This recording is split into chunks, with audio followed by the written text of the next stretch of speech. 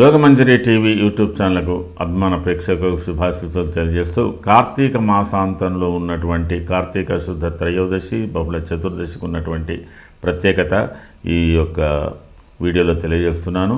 ఇంచుమించుగా కార్తీక బహుళ త్రయోదశి ఉపరి చతుర్దశితో కూడినటువంటి చతుర్దశి ఆశ్వీజ మాసంలో ఉన్నటువంటి దీపావళి నరక చతుర్దశితో పోలినటువంటిదిగా ఉన్నది.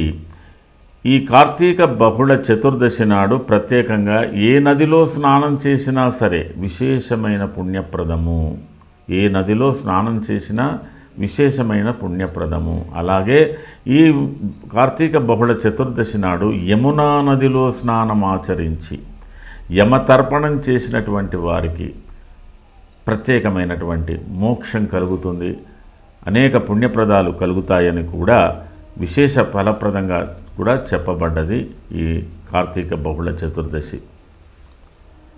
అయితే ఈ కార్తీక బహుళ చతుర్దశి నాడు నువ్వుల నూనెతో అభ్యంగ స్నానం చేయవలసి ఉంటుంది. ఎప్పుడూ మనకు ఆశ్వీజ మాసంలో దీపావళికి ఎలాంటి స్నానం చేస్తామో కార్తీక బహుళ చతుర్దశికి కూడా ఈ యొక్క స్నానాలు చంద్రోదయ వేళ, చతుర్దశి నాడు చంద్రోదయ వేళ ఇంచుమించుగా 5:30-6 ఆ ప్రాంతంలో జరుగుతుంది. చంద్రోదయ వేళ స్నానం ఆచరించి చేసినట్టయితే, అంటే నదీ స్నానాలు కావచ్చు, మీరు ఎలాంటి స్నానాలు చేసినా చాలా పుణ్యప్రదంగా చెప్పబడుతుంది. చంద్రోదయ వేళ చేసేటువంటి స్నానం చాలా బాగా ఉంటుంది.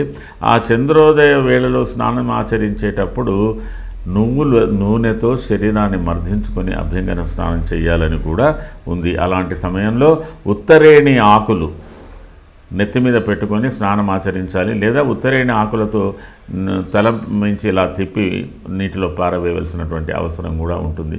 ఇది ఒక సాంప్రదాయానికి సంబంధించింది, ఒక పర్వానికి సంబంధించిన విషయం.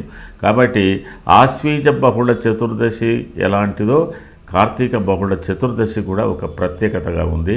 ఆ తదుపరి మరి దీపదానాలు ఇత్యాదులన్నీ కూడా ఈ చతుర్దశి నాడు చేయవచ్చు. ఇది ఈ కార్తీక బహుళ చతుర్దశికి ఉన్నటువంటి ప్రత్యేకత. సర్వే జనాః సుఖినో భవంతు. శుభం.